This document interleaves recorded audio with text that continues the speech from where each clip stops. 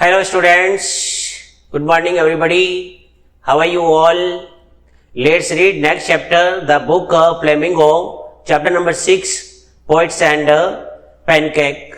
written by Ashok Mitran. It is taken from his book My Years with Bose. First of all, we know the name of the chapter and about the author. Poets and Pancakes, कवि and सौंदर्य प्रसाधन, यानी pancakes कहा गया है, ये सौंदर्य प्रसाधन की जो सामग्री है उसके बारे में कहा गया है। यानी जिस समय जेमिनी स्टूडियो में फिल्मों का प्रदर्शन होता था या फिल्में जो बनाई जाती थी तो उनमें जो बी एक्टर्स और या फिर उसके असिस्टेंट होते थे या एक्ट्रेस जो होती थी या अन्य उसके जो सब्सक्राइबरी रोल की जो भूमिका निभाते थे वो जो होते थे उसके बारे में जो है उनके लिए जो ये मेकअप मटेरियल जो है वो काम में लिया जाता था। उसी मेकअप मटेरियल को यहाँ जो है वो पैनकेक्स का नाम दिया गया है और उसी पैनकेक के बारे में यहाँ बताया गया है। अब हम बात करते हैं अबाउट द ऑथर, यानी कि लेखक के बारे में। इसके लेखक है Ashok Mitran, who was born in 1931 and died in 2017, a Tamil writer, वो एक तमिल लेखक थे। Recounts his years, यानी कि वह अपने उन वर्षों का स्मरण करते हैं एट जेमिनी स्टूडियो, यानी कि जो टाइम उन्होंने अपने जीवन का या जो समय या पीरियड जो है उन्होंने अपने जीवन का जेमिनी स्टूडियो में बिताया था उसके बारे में बता रहे हैं। In his book my years with boss, उन्होंने एक बुक लिखी थी माई ईयर्स विद बॉस। उसके अंदर उन्होंने अपनी इस एक्सपीरियंस के बारे में डिस्क्राइब किया था और उसी एक्सपीरियंस को जो है वो इस चैप्टर के माध्यम से बताने जा रहे हैं। Which talks of the influence of the movie, जिसमें वह फिल्मों के प्रभाव के बारे में बातचीत करते हैं। On every aspect of life in India, यानी कि भारत में जीवन के हर पहलू पर जो फिल्मों का महत्व था, जो प्रभाव था, उस प्रभाव के बारे में इस चैप्टर के माध्यम से या इस उद्धरण के बारे में बताया गया है। The Gemini studios located in the Chennai, यानी कि इसकी स्थापना जो है वो चेन्नई में की गई थी। वॉज सेटअप इन 1940, यानी 1940 में इसको स्टैब्लिश किया गया था या इसको सेटअप किया गया था। It was one of the most influential film producing organisation, influential यानी प्रभावशाली, फिल्म प्रोड्यूसिंग ऑर्गेनाइजेशन यानी फिल्म निर्माण करने वाला संगठन of India in early days of the Indian film making, यानी कि भारतीय फिल्म में जिस समय शुरू ही नहीं हुई थी या शुरू होने की कगार पर थी, उस दौरान यह एक बहुत ही प्रभावशाली फिल्म प्रोड्यूसिंग या इन्फ्लुएंशियल फिल्म प्रोड्यूसिंग कंपनी या ऑर्गेनाइजेशन था। Its founder was S S. Vasan, यानी कि इसके संस्थापक जो है वो एस.एस. वासन थे। यहां पर क्वेश्चन बन सकता है who was the founder of Gemini studio, तो इसका आंसर यही होगा कि S S. Vasan was the founder of Gemini studio. The duty of Ashok Mitran in Gemini studio. अब सबसे पहले ये हम बात करते हैं कि भाई अशोक मित्रन जो राइटर हैं, तो जिस समय वो जेमिनी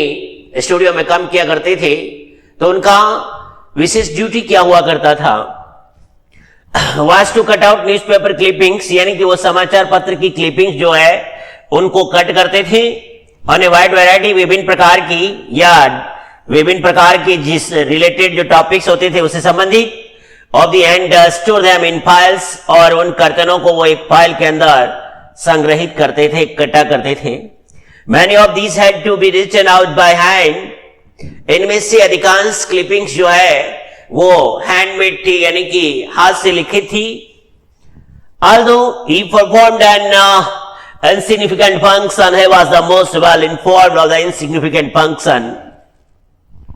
Although he performed, यद्यपि उन्होंने प्रस्तुति दी थी an insignificant function, महत्वहीन कार्यों में, he was the most well informed of all the members of the Gemini family, लेकिन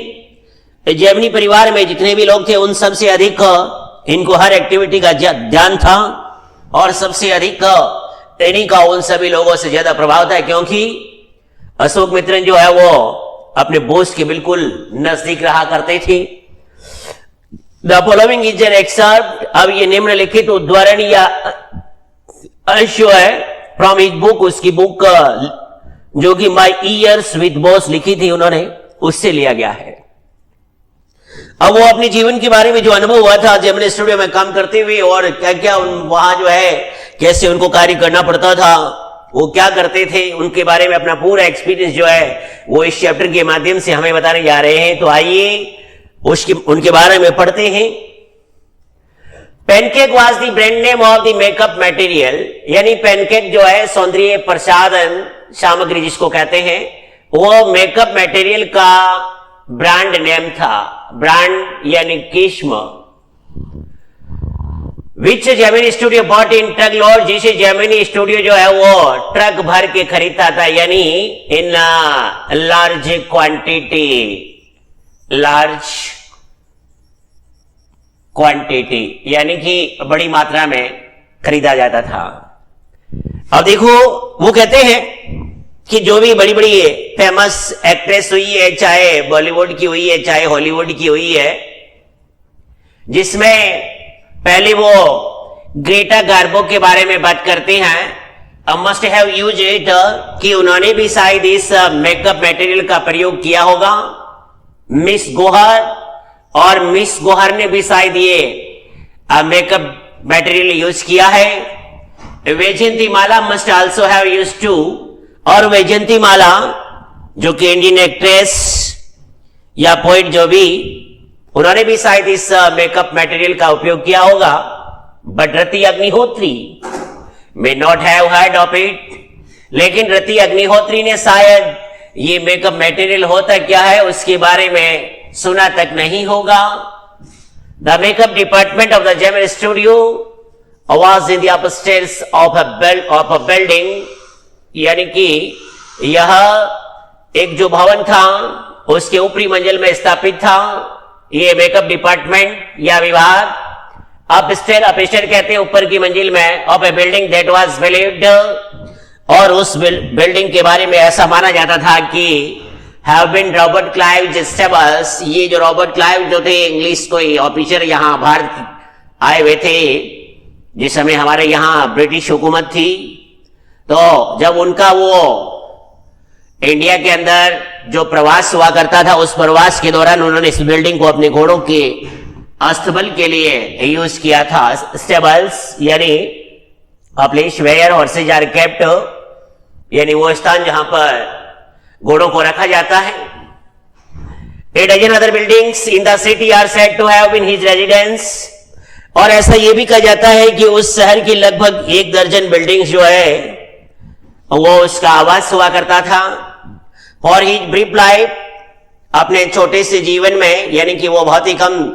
जिए थे। And even ब्रीफर stay in Madras, और उससे भी कम समय में जब उनका मद्रास में ठहराव था। Robert Clive seems to have done a lot of moving, इस दरमियान भी इतने कम समय में भी वो एक स्थान से दूसरे स्थान पर उनको आना जाना पड़ता था। Besides fighting some impossible battles in remote corners, यानी कि भारत के सुदूर क्षेत्रों में, रिमोट यानी सुदूर कोर्नर में, इम्पॉसिबल बैटल्स असंभव युद्धों में पार्टिसिपेट करते हुए, एंड मैरिंग ए मैडन, और उन्होंने एक मैडन, यहां पर मैडन का मतलब होगा गर्ल, और भारत में उन्होंने एक लड़की से शादी की। भारत में उन्होंने एक लड़की से शादी की। अ मैडन इन सेंट मैरीज चर्च, मैडन का मतलब होता है गर्ल यानी लड़की, तो उन्होंने सेंट मैरी चर्च के अंदर एक लड़की से शादी की। इन पोर्ट सेंट जॉर्ज इन मद्रास की जो एक फोर्ट था सेंट जॉर्ज नाम से, उस फोर्ट के अंदर ये चर्च था सेंट मैरी चर्च, वहां पर उन्होंने एक लड़की से शादी की थी, यानी कि लॉर्ड क्लाइव ने। The makeup room had the look of a hair cutting saloon, यानी कि उस ये मेकअप जो डिपार्टमेंट था वो हेयर कटिंग सैलून की तरह दिखाई देता था। अब हेयर कटिंग सैलून यानी कि हेयर ड्रेसिंग शॉप यानी कि बाल काटने वाली नाई की दुकान की तरह, with lights at all angles, जहां पर उसके जो भी कॉर्नर थे या एंगल थे वहां से रोशनी जो है वो आती थी, यानी कि चारों तरफ बड़े बड़े बल्ब लगा रखे थे। अराउंड ए हाफ ऑफ दर्जन लार्ज मिरर्स, आधा दर्जन बड़े बड़े मिरर्स जो लगा रखे थे, कांच जिसको कहते हैं। दे वर ऑल इनकंडीशेंट यानी ताप दीप्त, यानी कि वेरी ब्राइट लाइट, बहुत ही तेज रोशनी आ रही थी चारों दिशाओं से या हर कोण से उस सैलून जैसे दिखने वाले मेकअप डिपार्टमेंट में। सो यू कैन इमेजिन, इसलिए आप ये कल्पना कर सकते हैं, द फायरी मिजेरी। फायरी मिजेरी का मतलब होता है अत्यधिक झुलसा देने वाला कष्ट होने महसूस होता था जिस समय मेकअप डिपार्टमेंट में जो किसी फिल्म में जो लोग पार्टिसिपेंट करते थे तो उनके लिए मेकअप किया जाता था, तो उन्हें इतना अधिक जो है वो ताप, बड़े बड़े बल्बों का ताप सहना करना पड़ता था। दोज सब्जेक्टेड यानी उन लोगों को टू मेकअप, उनका श्रृंगार करने के लिए। The makeup department was first headed by Bengali, यानी कि इस मेकअप डिपार्टमेंट का सबसे पहले किसके द्वारा मतलब उसका हेडेड किया गया था, किसके द्वारा चलाया गया था? बंगाली, एक बंगाली के द्वारा इसका नेतृत्व किया गया। who became big for a studio and left, और आखिर में वह उस स्टूडियो के लिए बड़ा हो गया था, यानी कि वह स्टूडियो उसके लिए छोटा रह गया और वो छोड़ के चला गया। He was succeeded by a Maharashtrian, उसके बाद उसका स्थान एक महाराष्ट्री ने लिया, यानी कि किसी महाराष्ट्र के व्यक्ति ने। who was assisted by a Dharwad कंडीगम, और जिसका सहयोग एक कर्नाटक राज्य के धारवाड़ शहर के एक व्यक्ति ने दिया था। एंड आंध्रा, एक आंध्रा के लोग ने, एक मद्रास के व्यक्ति ने, और एक भारतीय Christian, Anglo Burmese and usual local Tamils, यानी कि कुल मिलाकर के कहने का मतलब है कि भारत के हर क्षेत्र के जो लोग हैं, लगभग कोई महाराष्ट्र से था, कोई आंध्रा से, तो कोई कर्नाटका से, तो कोई मद्रास से था, कोई बंगाल से था, यानी कि इस स्टूडियो में सारे मिलजुल करके काम करते थे। ऐसा लग रहा था जैसे कि उनमें नेशनल इंटीग्रेशन का सेंस था, राष्ट्रीय एकता का बोध। ऑल दिस शोज दैट, ये सब ये दिखाता है कि there was a great deal of national integration long before EIR, यानी कि उनमें अत्यधिक राष्ट्रीय एकता का बोध था लॉन्ग पहले, before EIR, all India radio के द्वारा जो नेशनल इंटीग्रेशन का मैसेज जो है वो प्रसारित किया जाता था भारतीय लोगों के लिए। जिस समय ऑल इंडिया रेडियो की स्थापना हुई थी, उसके बाद लोगों को एक सूत्र में पिरोने के लिए, उससे पहले भी यहाँ पर जो लोग जेमिनी स्टूडियो में काम करते थे उसमें नेशनल इंटीग्रेशन का सेंस था, बोध था, ग्रेट डील यानी बहुत अधिक। एंड दूरदर्शन ब्रिगेड ब्रॉडकास्टिंग, और जब दूरदर्शन ने ये प्रसारित करना शुरू किया था प्रोग्राम्स यानी कार्यक्रम ऑन नेशनल इंटीग्रेशन, राष्ट्रीय एकता पर, this gang of the national integrated makeup man, यानी राष्ट्रीय एकता का ये सौंदर्य प्रसाधन का जो गैंग था, दल था, could turn any decent looking person, अब उनका कार्य क्या था? जो भी व्यक्ति सुंदर दिखाई देता था, डिसेंट यानी सुंदर या हैंडसम या ब्यूटीफुल दिखने वाला जो व्यक्ति होता था, यानी नाइस, इनटू अ, जिसे वो बदल देते थे हिडियस यानी अगली, कोरोप या जिसको अपन भद्दा कह सकते हैं, भद्दा, क्रिम्सन यानी डीप रेड, गहरा लाल, क्रिम्सन, ह्यूड मोनेस्टर यानी लालिमा लिया हुआ, दैत्य जैसा बना देते थे, यानी कि सुंदर दिखने वाले व्यक्ति को वो दैत्य के रूप में ये सौंदर्य प्रसाधन सामग्री का यूज करते हुए उसको वो कुरूप बना देते थे। With the help of the truck lock of the pancake, यानी अत्यधिक मात्रा में जो ये सौंदर्य प्रसाधन होता था उसकी सहायता से। And A number of other locally made potions and lotions, और कुछ स्थानीय स्तर पर जो लोशंस और पोशंस बनाए जाते थे, मतलब तरल पदार्थ जो कि श्रृंगार के लिए काम में लिए जाते थे, उनके द्वारा उनका लेप किया जाता था। Those were the days of the mainly indoor shootings, और उन दिनों मुख्यतः जो है फिल्मों की शूटिंग इंडोर होती थी, यानी कि स्टूडियो के अंदर ही होती थी। And only 5% of the film was shot outdoors, और फिल्म का 5% भाग जो है वो आउटडोर होता था, यानी कि स्टूडियो से बाहर के जो सीन होते थे या बाहर का जो दृश्य होता था या बाहरी जो क्षेत्र होता था वहां पर उनका फिल्मांकन होता था। आई सपोज, मैं मानता हूं the sets and studio lights, यानी कि सेट और स्टूडियो की रोशनी के लिए needed the girls and boys, उन्हें लड़की और लड़कियों की आवश्यकता होती थी। टू बी मेड टू, उन्हें ये बनाने की look ugly in order to look presentable in the movie, यानी कि ये लोग क्या करते थे, जो फिल्मों में लड़के और लड़कियां काम करते थे वो इन लोशन और पोषण का प्रयोग करते हुए उन्हें अगली बनाते थे, कुरूप बनाते थे। तो उनको जब लोशन और पोषण से कुरूप बनाया जाता था तो जिस समय मूवी के अंदर उनकी प्रस्तुति होती थी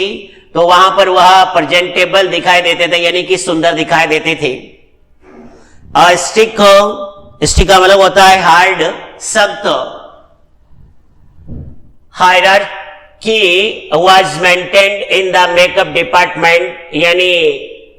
पदानुक्रम जो है वो बनाया रखा गया था इन मेकअप डिपार्टमेंट में। The chief makeup man made the chief actors and actress अगली, यानी कि मुख्य जो सौंदर्य प्रसाधन का कार्य करने वाला जो या सौंदर्य प्रसाधन सामग्री के द्वारा दूसरे लोगों को अलग मतलब जो है वो भद्दा बनाने का कार्य जो है या उनके ऊपर लोशन पोषण लगाने का कार्य जो है, तो जो चीफ होता था वो करता था। जो फिल्म में चीफ एक्टर जो होते थे, मुख्य अभिनेता या मुख्य जो अभिनेत्रियां होती थी उनके ऊपर मेकअप करके उन्हें कुरूप दिखाता था।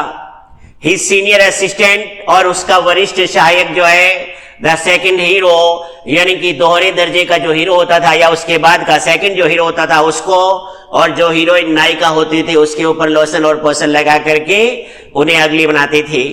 The junior assistant the main comedian, और उसका जो जूनियर असिस्टेंट होता था उसका कार्य था जो मेन कॉमेडियन होता था उसको कुरूप बनाना। कॉमेडियन यानी जेस्टर यानी जोकर, एंड सो फोर्थ, और इससे आगे से आगे जो है वो कड़ी से कड़ी चलती रहती थी। The players who played the crowd, और जो भीड़ का फिल्मांकन करते थे या भीड़ के कार्यक्रम में हिस्सा लेते थे या उसका दृश्य फिल्माते थे, were the responsibility of the office boy, तो उनको ऊपर लेप करना और उन्हें अगली बनाने का कार्य था इस ऑफिस बॉय का, जो कि ऑफिस में कार्य करता था। उसका नाम, हालांकि कोई ऑफिस नहीं था उसके लिए, तो एक छोटा सा कोठरी था, बट इसको ऑफिस बॉय के नाम से जाना जाता था। हालांकि वो बॉय भी नहीं था, लगभग 40 वर्ष के आसपास था। Even the makeup department of the Gemini studio had an office boy, यानी कि मेकअप डिपार्टमेंट जो था जेमिनी स्टूडियो का उसमें एक ऑफिस बॉय था। On the days when there was a crowd shooting, जिस समय भीड़ की शूटिंग होती थी, यू कुड सी हिम, तो आप उसे देख सकते थे, मिक्सिंग हिज पैंट, उसे अपना पैंट का मिलाते हुए, ए जॉइंट यानी ह्यूज या लार्ज या बड़े बड़े वेशल्स यानी पोर्ट्स, बर्तनों में उसको जो जितना भी हर टाइप के जो रंग होते थे, कलर होते थे या पेंट जो होता था वह इन बड़े बड़े बर्तनों में मिक्स करता था। एंड स्लेपिंग इट, और उस पेंट को पोतना था, पोतना या लगाना, ऑन द क्राउड प्लेयर्स, यानी कि जो क्राउड के सीन के अंदर पार्टिसिपेट करने वाले होते थे उनके चेहरे पर। The idea was to close every pore on the surface of the face, मतलब ये विचार इसलिए था, ये ऐसा विचार था उसका कि चेहरे के जो पोर होते हैं जिनको रोम छिद्र कहा जाता है, उन रोम छिद्रों को ढकना ऑफ द फेस, चेहरे की, in the process of the applying makeup, यानी मेकअप अपनाने की प्रक्रिया में। He was not exactly a boy, वास्तविक रूप से वो कोई एक लड़का नहीं था। He was in his early 40, यानी कि वो लगभग 40 वर्ष के आसपास था। हैविंग एंटर्ड द स्टूडियो, और वह इस अपेक्षा में उस स्टूडियो में आया था, इन होप ऑफ बिकमिंग, बनने की यह ख्वाहिश लेकर के स्टार एक्टर और टॉप स्क्रीन राइटर, यानी मुख्य अभिनेता या श्रेष्ठ पटकथा लेखक, या फिर उसका इरादा था कि मैं डायरेक्टर बन जाऊंगा, और एक लाइरिक्स या फिर एक संगीतकार, संगीत लेखक।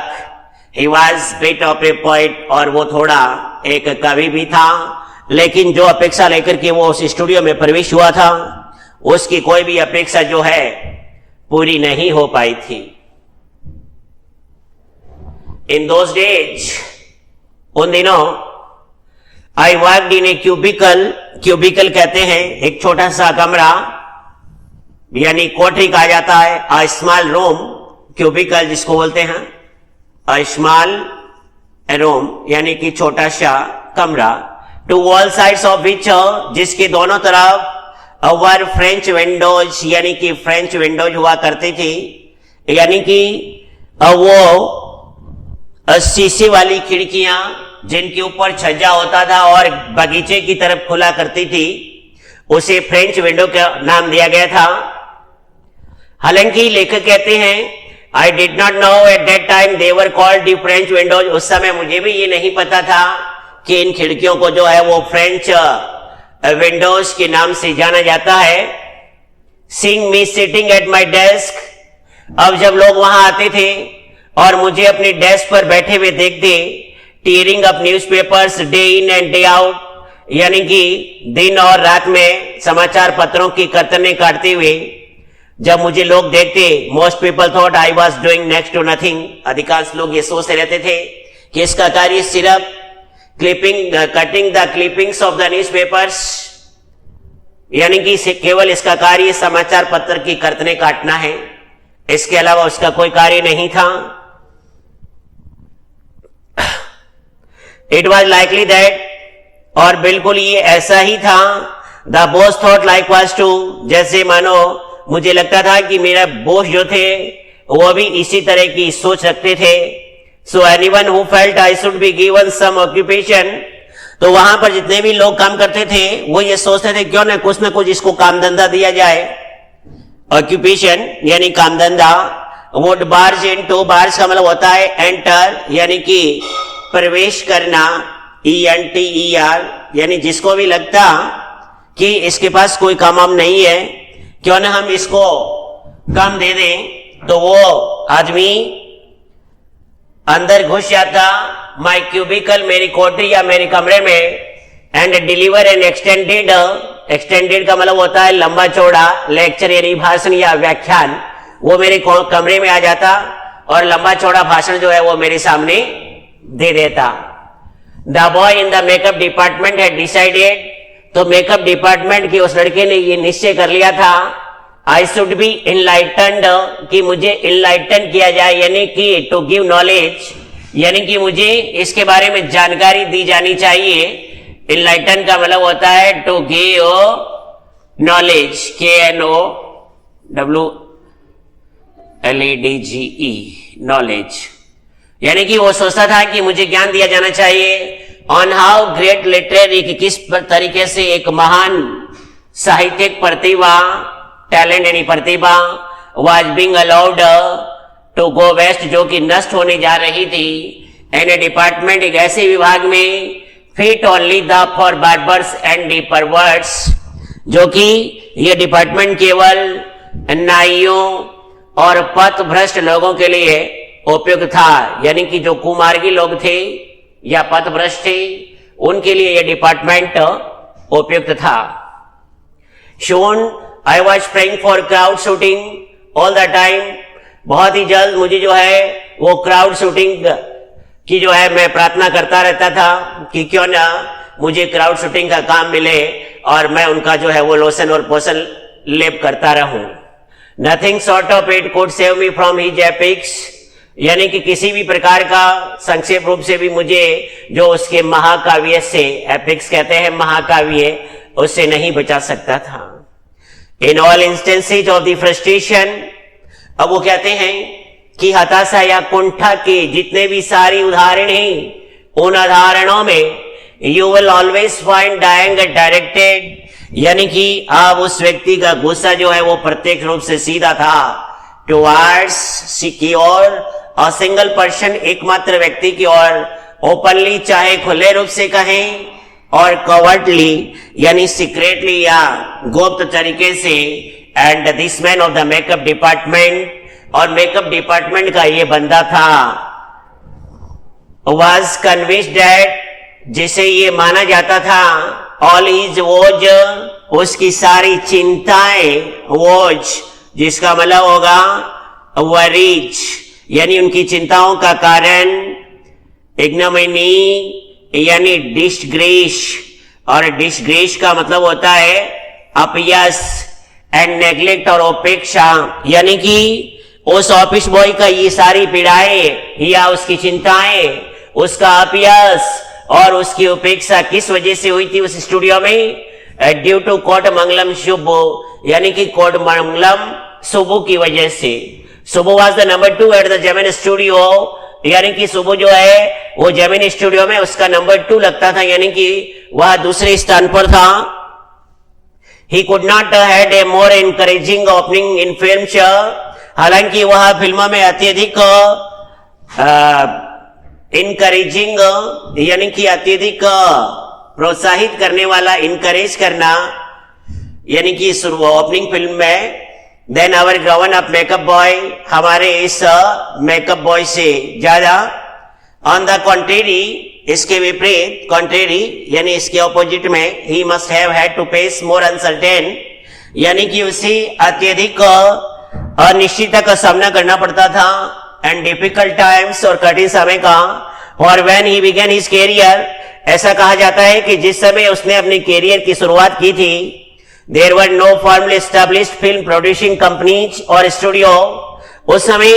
हमारे देश में मद्रास की साइड के अंदर जो किसी भी तरह का मतलब फैमिली अत्यधिक या स्पष्ट रूप से एस्टैब्लिश्ड स्थापित किया हुआ फिल्म प्रोड्यूसिंग कंपनी और स्टूडियो,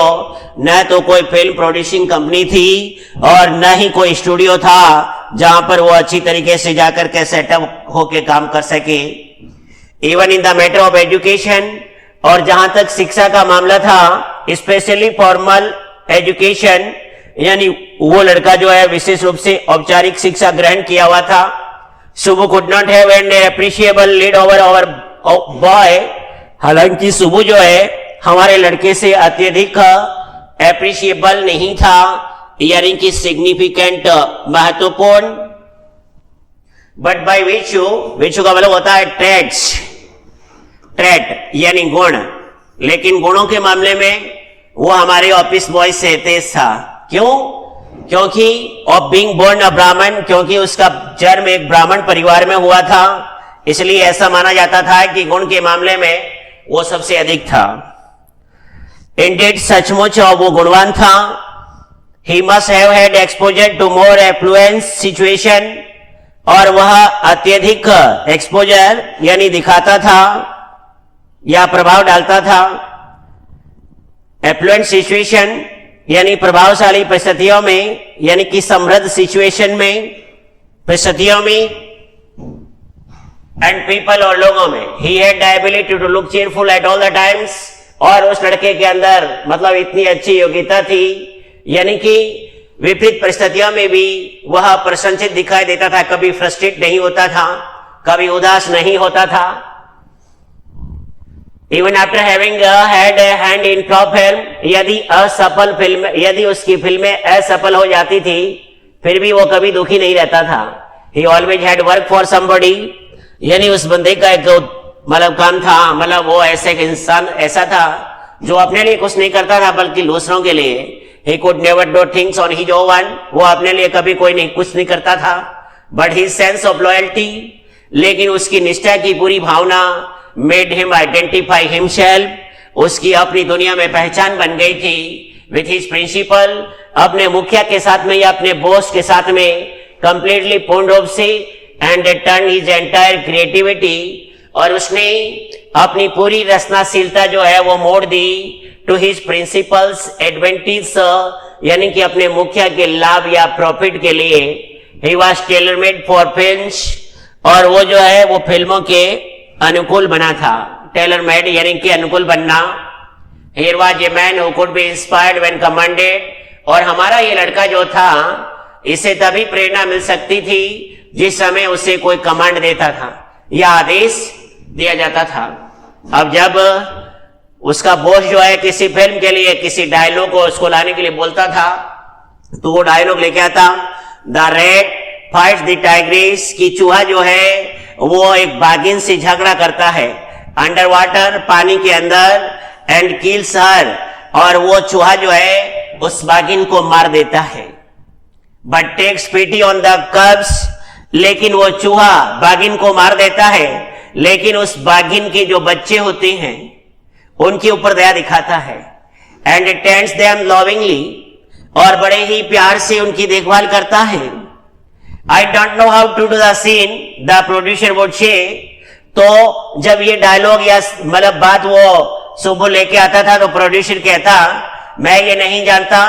कि इस लाइन के द्वारा हमारे फिल्म का सीन कैसा होगा। एंड सुबह would come out with for which of the red, और सुबह 4 और विकल्प लेके आ जाता कि किस तरीके से रेड पावरिंग अफेक्शन, की चूहा जो है अपना प्यार उड़ेल रहा था ऑन इट्स विक्टिम्स, अपने उस शिकार के ऑफ स्प्रिंग का मतलब होता है चिल्ड्रन, कि चूहा जो है अपने उस शिकार के जो बच्चे थे उनके प्रति किस तरीके का जो है वो प्यार उड़ेलता था। ऐसे 4 विकल्प लेकर के वो फिर उपस्थित हो जाता, गुड, और उसके बाद में प्रोड्यूसर फिर उससे कहता, बहुत ही अच्छा,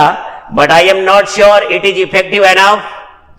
फिर भी प्रोड्यूसर कहता कि मुझे पूरा विश्वास नहीं है कि ये विकल्प जो है वो अत्यधिक प्रभावशाली साबित होंगे। द प्रोड्यूसर वुड से, एंड इन ए मिनट, और जो ही प्रोड्यूसर ऐसा कहता, एक ही मिनट में सुबह would come out with 14 more alternative, सुबह 14 और विकल्प लेकर के उपस्थित हो जाता। फिल्म मेकिंग मस्ट हैव, और इस तरीके से ये फिल्म निर्माण का कार्य निरंतर चलता रहता था।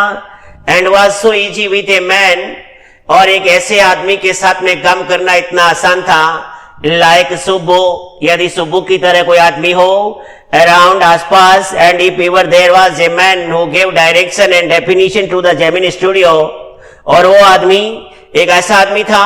जिसने कि जेमिनी स्टूडियो को दिशा निर्देश दिया और उसकी परिभाषा को परिभाषित किया। ड्यूरिंग इट्स गोल्डन ईयर्स, उसके स्वर्णिम वर्षों में, इट वॉज द सुब्बू, यानी कि उसे वो स्वर्णिम अवसर हासिल हुआ, और ये सब देन थी सुब्बू की। Subbu had a separate identity as a poet, हालांकि सुब्बू की एक कवि के रूप में उसकी एक अलग पहचान थी। And now he was certainly capable of more complex and higher forms, यद्यपि वह निश्चित जटिलताएं और उच्च काव्य रचनाओं को हल करने के लिए सक्षम था। हायर फॉर्म्स यानी कि उच्च काव्य रचनाएं। ही डेलिबरेटली, वह नोविंगली या जानबूझ करके, चोज यानी चुनता था, to address his poetry to the message, यानी अपने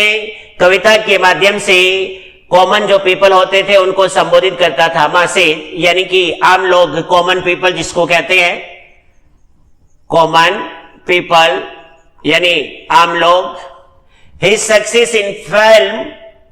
हालांकि फिल्मों में जो उसकी सफलता हुई थी उसको ओवरशैडोड कर दिया गया था, मतलब दबा दिया गया था, एंड ड्वाइव्ड, और उसे कम कर दिया गया था। हिज लिटरेरी अचीवमेंट्स, उसकी साहित्यिक उपलब्धियों को, और सो हिज क्राइटिक्स फेल्ट, और जैसा कि उसके आलोचक ऐसा महसूस करते थे। He compose several truly original story poems, और उसने इसके अलावा कुछ या सेवरल, कई अनेक ट्रूली, सच्चे या वास्तविक ओरिजिनल स्टोरी पोएम्स यानी मौलिक कथा कविताएं, इन फोक रिफ्रेन यानी लोक टेर में या संगीत में, एंड डिक्शन और शब्द चयन के रूप में, and also wrote a sprawling novel, और उसने एक अव्यवस्थित, स्प्राउलिंग का मतलब होता है अव्यवस्थित नॉवेल भी लिखा था, जिसका नाम था तिलाना मोनम्बाल विद डजन ऑफ वेरी, जिसके अंदर डजनों अत्यधिक डेप्थली यानी कुशलता पूर्वक एज्ड उकेरे हुए या तरासे गए कैरेक्टर्स, पात्रों को शामिल किया गया था। यानी कि तिलावलम जो नॉवल था लिखा गया, जिसमें दर्जनों करेक्टर शामिल किए गए थे, जो कि ये करेक्टर बहुत ही कुशलता पूर्वक उकेरे गए थे। ही क्वाइट सक्सेसफुली रिक्रिएट, उसने बहुत ही सफलता पूर्वक रिक्रिएट किया था, पुनः संरचना की थी, the mood and manner of the devadasis, देवदासियों की मनोदशा और तौर तरीकों की, of the early 20th century, यानी 20वीं शताब्दी के प्रारंभ में। He was an amazing actor, वह एक बहुत ही आश्चर्यजनक अभिनेता था। ही नेवर एस्पायर्ड, वह कभी अपेक्षा नहीं करता था, टू द लीड रोल, यानी मुख्य एक्टर की भूमिका की, बट वॉट एवर, लेकिन जो भी सब्साइडरी यानी असिस्टिंग यानी सहायक की जो भूमिका होती थी, एस्पायर्ड यानी होप्ड, अपेक्षा करना, सब्साइडरी यानी असिस्टिंग यानी सहायक की भूमिका निभाने का जो भी उसको अवसर मिलता, ही प्लेड इन, तो वह उसमें भाग लेता था या निभाता था। एनी ऑफ द फिल्म्स, किसी भी फिल्म में, he perform better than the suppose main players, यानी मुख्य जो प्लेयर्स होते थे उनसे उसकी प्रस्तुति जो होती थी वो बहुत ही अच्छी होती थी। He had a genuine love, genuine in A true, सच्चा, वास्तविक, रियल, ट्रू, TRUE, या real, for anyone he came across, यानी जो भी व्यक्ति उसके पास आता था उसके प्रति वह सच्चा प्रेम दिखाया करता था। अक्रॉस एंड हिज हाउस, और जो भी उसके घर आता, वाज ए परमानेंट रेजिडेंस, जो कि स्थायी आवास बन जाता था, फॉर डजन्स, यानी दर्जनों, near and far relations and acquaintances, दूर और नजदीक के रिश्तेदार और परिचितों का बसेरा रहता था। इट सीम्ड अगेंस्ट सुबुज, हालांकि यह सुबुक के खिलाफ प्रतीत होता, नेचर, प्रकृति के, to be even conscious that, conscious का मतलब होता है अवेयर होना, हालांकि वह इस बात से अवेयर था या जागरूक था कि ही वॉज फीडिंग, कि वह उन लोगों को भोजन कराया करता था, and supporting so many of them, और उनमें से अधिकांश जिनको हेल्प की आवश्यकता होती थी, सुबु उनकी हेल्प किया करता था। सच ए चैरिटेबल, यानी सुबु एक इतना दानी एंड इम्प्रोविडेंट मैन, और फिजूल खर्ची व्यक्ति था। इम्प्रोविडेंट यानी फिजूल खर्ची आदमी था। उसके बावजूद भी, येट ही हैड एनिमीज, फिर भी उसके शत्रु थे। कोई उसके घर चला जाता था, किसी को वो भूखा वापस नहीं जाने देता था, चाय पानी पिला के, खाना वाना खिला के, ब्रेकफास्ट करवा के, या किसी को पैसों की जरूरत होती थी तो हर तरह की जो है वो उनकी मदद करता था। इतना कुछ करते हुए भी, और वो अपना पैसा जो है अपने मित्रों में, अपने दूर के रिश्तेदार, नजदीक के रिश्तेदार या परिचित जो भी होते थे उनके ऊपर खर्च करता था। इतना कुछ करते हुए भी उसके बहुत सारे जो है वो शत्रु थे। Was it because he seemed so close and intimate with the boss? ऐसा इसलिए था क्या, मतलब ये क्वेश्चन कर रहा है लेखक कि वह अपने बॉस के अत्यधिक निकट और उसके घनिष्ठ था, इंटीमेट यानी घनिष्ठ होना, इस वजह से लोग उसे नफरत करते थे। और was it his general demeanor, क्या ये उसका सामान्य जो मिलनसार व्यवहार जो था, डेमिनियर यानी व्यवहार, बिहेवियर, दैट रिसेंबल्ड ए साइकोपैथ्स, जो कि एक चापलूस से मिलता जुलता था। साइकोपैथ्स यानी चापलूस, यानी कि झूठी प्रशंसा करना। और हिज रेडीनेस टू से नाइस थिंग्स, या फिर वह किसी भी बात के लिए हमेशा अच्छी बनाने के लिए तैयार रहता था, यह बात कहने के लिए, अबाउट एवरीथिंग, हर चीज के बारे में। इन एनी केस, चाहे कोई भी मैटर रहा हो, there was this man in the makeup department, यानी कि ये वो आदमी था इस मेकअप डिपार्टमेंट में, who would wish the direct things for Subbu, और यह सुब्बू के लिए एक डायरेक्ट थिंग था, यानी कि अ वेरी हॉरिबल, यानी बहुत ही खतरनाक, डरावना, कष्टकारी या अब मुसीबत पैदा करने वाला व्यक्ति था सुब्बू के लिए। उसके बाद में आगे देखिए, यू शा Subbu always with the boss, आपने हमेशा सुब्बू को अपने बॉस के साथ में देखा होगा। But in the attendance roll, लेकिन जो उपस्थिति की पत्र जो होता था, उपस्थिति पत्रक, जिस समय उस मेकअप डिपार्टमेंट के जितने भी एम्प्लॉयज थे उनकी अटेंडेंस ली जाती थी। हालांकि हर समय वो बॉस के साथ खड़ा रहता था, लेकिन जिस समय अटेंडेंस ली जाती थी, he was grouped under department, वह अपने डिपार्टमेंट का जो ग्रुप था उनके साथ शामिल हो जाता था, कॉल्ड स्टोरी डिपार्टमेंट, जो कि कहानी या कथा विभाग के नाम से जाना जाता था, कंप्रीजिंग,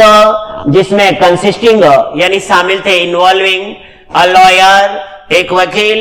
and N assembly of writers and poets, यानी लेखकों और कवियों की एक असेंबली थी, भीड़ थी, संगठन था, उनके साथ जाकर के खड़ा हो जाता था। The lawyer was also officially known as the legal adviser, यानी आधिकारिक रूप से वहां जो लॉयर था, वकील, वो भी एक लीगल एडवाइजर के नाम से जाना जाता था, कानूनी सलाहकार। But everybody referred to him, लेकिन हर कोई उसे मानते थे एज द अपोजिट, इसके विपरीत, एन एक्सट्रीमली टैलेंटेड एक्ट्रेस। एक बार क्या हुआ, एक अत्यधिक प्रतिभाशाली अभिनेत्री, उसको मंच पर या स्टेज पर वहां परफॉर्मेंस देनी थी, तो उसके बारे में बताया गया है, एक्सट्रीमली, अत्यधिक टैलेंटेड एक्ट्रेस, प्रतिभाशाली अभिनेत्री, who was also extremely temperamental, जो कि अत्यधिक उग्र मिजाज की थी। एक्सट्रीमली टैलेंटेड थी तो एक्सट्रीमली टेम्परामेंटल भी थी, यानी उग्र मिजाज की,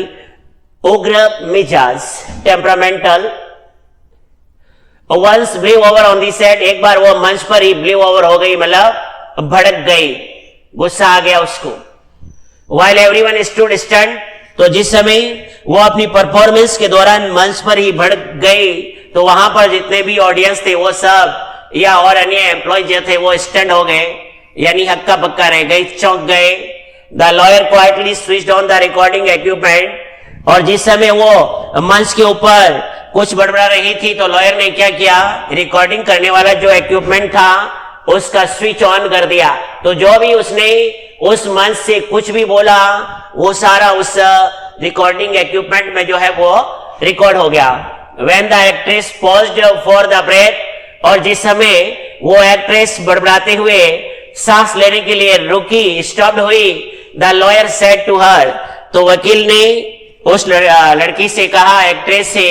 1 मिनट प्लीज, कि कृपया आप 1 मिनट रुकिए, and played back the recording, और उसने वो रिकॉर्डिंग वापस बजा दिया। देयर वॉज नथिंग इनक्रिमिनेटिंग और अनमेशनली फाउल अबाउट द एक्ट्रेस, यानी कुछ भी इनक्रिमिनेशन यानी भेद करना और अनमेशनली फाउल और कुछ भी गलत मेंशन नहीं किया गया था अबाउट द एक्ट्रेस टायरेड, यानी कि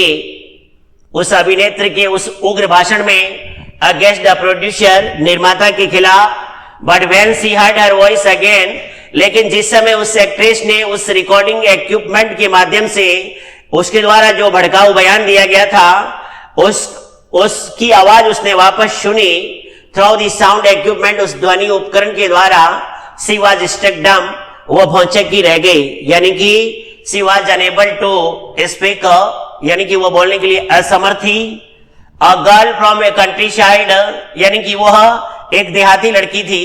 she had not gone through all the stage of worldly experience, हालांकि उसने सांसारिक जीवन का अभी तक कुछ अनुभव प्राप्त नहीं हुआ था, यानी बहुत ही छोटी उम्र में उसने ये प्रतिभा हासिल कर ली थी।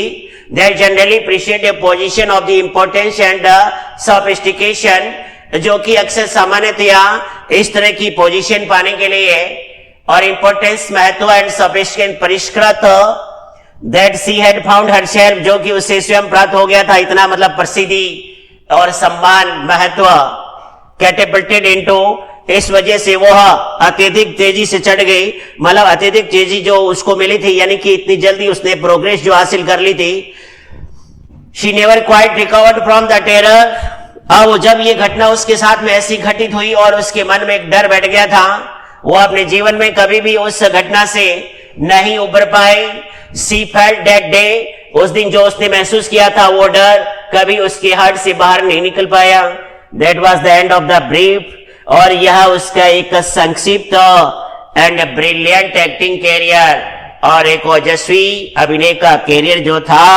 उसका अंत हो गया। द लीगल एडवाइजर, उसके बाद में उस कानूनी सलाहकार ने,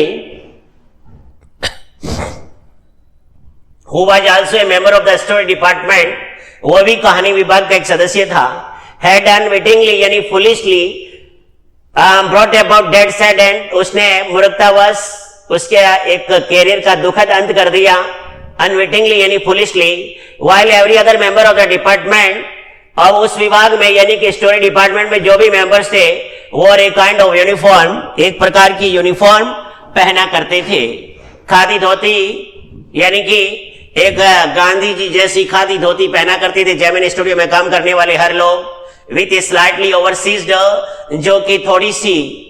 लूज या डेली डाली होती थी, एंड क्लम्सली टेलर्ड, और अनाड़ीपन से दर्जी के द्वारा उसे सिला गया था, व्हाइट खादी शर्ट जिसके ऊपर वो सफेद खादी का शर्ट पहनते थे, और the legal adviser wore pants and a tie, और कानूनी जो सलाहकार होता था वो पैंट और टाई बांधती थी, एंड समटाइम्स ए कोट, और कभी कभी वो लीगल एडवाइजर कोट पहनता था जो कि looked like a coat of mail. Coat of mail का मतलब होता है कवच, यानी जो कि एक कवच की भांति दिखाई देता था। ओपन ही लुक्ड अलोन, अक्सर वो बंदा अकेला दिखाई देता था, एंड हेल्पलेस और असहाय। A man of cold logic in the crowd of dreamers, यानी कि स्वप्न दृष्टाओं की भीड़ में एक ठंडी स्वभाव वाला या तर्क संगत वाला आदमी, अ न्यूट्रल यानी तटस्थ, निष्क्रिय। A man in assembly of Gandhist and Khadist, यानी गांधीवादियों और खादी पहनने वाले, गांधीवादी या खादी पहनने वाले लोगों के बीच में, like so many of those, यानी उन अन्य लोगों की भांति, हु वर क्लोज द बोझ, जो कि बोझ से अधिक नजदीक थे, he was allowed to produce a film, और उसको बोझ के द्वारा एक फिल्म का निर्माण करने की अनुमति दे दी गई थी, and though a lot of raw stock, उसके लिए बहुत ही कच्चा सौंदर्य प्रसाधन जो है उपलब्ध करा दिया गया था, और सामग्री स्टोर, कच्ची सामग्री वर यूज्ड ऑन इट, और उस फिल्म के निर्माण में काम में ली गई थी। Not much came of the film, हालांकि फिल्म को ज्यादा नहीं चली। Then one day the boss close down the story department, तब एक दिन बॉस ने स्टोरी डिपार्टमेंट को बंद कर दिया, and this was perhaps the only instance, और शायद यही एकमात्र उदाहरण था इन ऑल ह्यूमन हिस्ट्री, यानी पूरे मानवीय इतिहास में, वेयर ए लॉयर, जहां पर एक वकील ने लॉस्ट हिज जॉब, अपना जॉब खो दिया था, because the poets were asked to go home, क्योंकि कवियों को जो है वो घर जाने के लिए कह दिया गया था, यानी उन्होंने स्टोरी डिपार्टमेंट बंद कर दिया। तो मानव इतिहास में पहली बार ऐसा हुआ था, एक फिल्म प्रोड्यूसिंग ऑर्गेनाइजेशन जो था उसके अंदर कवियों को जो है वो घर जाने की अनुमति दे दी गई कि आप सब लोग अपने घर जा सकते हैं।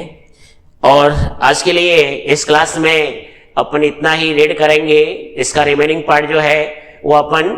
नेक्स्ट क्लास के अंदर रीड करेंगे। इसी के साथ में आज की ये क्लास यहीं समाप्त होती है। थैंक्स।